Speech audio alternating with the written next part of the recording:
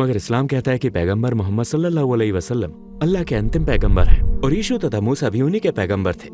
कल्पना कीजिए, नबूवत से पहले वो 40 वर्षों तक अपने ही लोगों के बीच रहे। अपनी नबूवत के 23 सालों में उन्होंने दोबारा अपने उन्हीं लोगों के बीच उनका नेतृत्व किया और उनकी हर हरकत पर नजर रखी जा रही थी। हम ये देखने जा रहे हैं कि क्या एक ऐसा व्यक्ति माज़अल्लाह झूठा था या नहीं।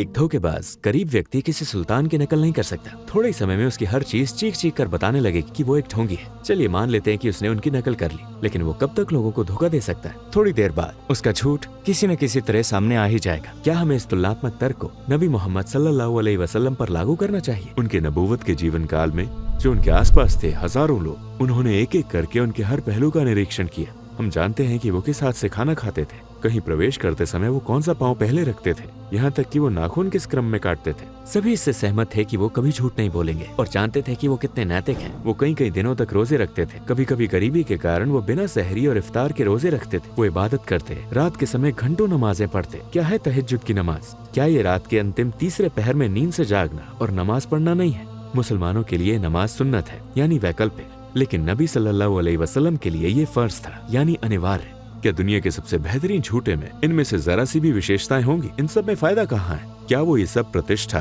तन, धन और औरतों के लिए कर रहे हैं? ये सब तो उन्हें विरोधी पक्ष की ओर से पेश किए गए थे और उनका जवाब हमेशा वही होता था, यदि तुम मेरे दाएं हाथ में सूरज और मेरे बाएं हाथ में चांद भी रख दो, तब भी मैं इस उद्देश्य को नहीं छोड़ूंगा। उनका अपना जीवन, उनका आचरण उनकी नबूवत को साबित करने के लिए काफी है।